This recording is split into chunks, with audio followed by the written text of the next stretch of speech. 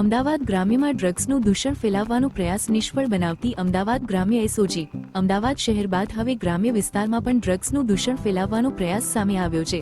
ચાંગોદર વિસ્તારમાં mephedrone drugs સાથે એક શખ્સ ઝડપાતા ગ્રામ્ય વિસ્તારમાં ચિંતા વધી છે। આરોપી નરેશભાઈ ઉર્ફે ગોપાલભાઈ કોળી પટેલ જમીન માલિક હોવા છતાં ઝડપથી અમીર બનવાની ઘેલછામાં ડ્રગ્સ રેકેટ સાથે સંકળાયો હોવાનું સામે આવ્યું છે। અમદાવાદ ગ્રામ્ય વિસ્તારમાં અત્યાર સુધી આ પ્રકારનું દૂષણ ખૂબ ઓછું જોવા મળ્યું છે। ખાસ વાત એ છે કે આરોપી ડ્રગ્સ લાવતાની સાથે જ ઝડપાઈ ગયો હતો। હાલમાં ડ્રગ્સ ક્યાંથી લાવ્યો અને કોને આપવાનો હતો તેની તપાસ ચાલુ છે। અમદાવાદ ગ્રામ્ય પોલીસ આ મામલે કડક નજર રાખી આગળની કાર્યવાહી અમદાવાદ ગ્રામ્ય એસઓજી દ્વારા એક એનડીપીએસ નો કેસ કરવામાં આવેલો છે, જે લોદરિયાલ ગામની સીમમાં એક નરેશ કરીને એના ખેતરમાંથી 64 ગ્રામ મેફેડ્રોન સીઝ કરવામાં આવેલો છે।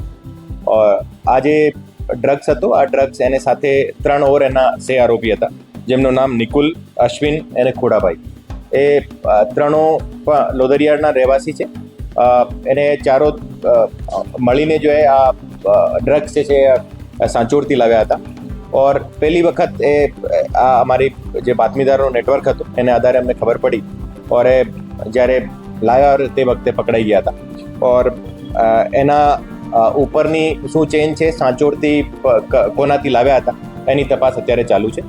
ઓર આપને મારફતે હું તમામને કહેવા માંગુ છું કે અમદાવાદ ગ્રામ્ય વિસ્તારમાં કોઈ પણ આ પ્રકારના જે નાના મોટા ડ્રગ્સના વેચાણ કરતા હોય એને તમામ ઉપર અમારી વોચ છે।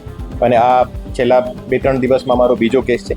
એના રીતે કોઈ પણ નાનો મોટો તમામ પ્રકારના જે ડ્રગ્સ ઉપર જે અમારી વોચ રહેશે। અને એ લોકો એની પૂછપરછથી અત્યાર સુધી સામે આવ્યો કે પહેલી વખત કરેલો છે અને અમે તાત્કાલિક એમને પકડી લીધો।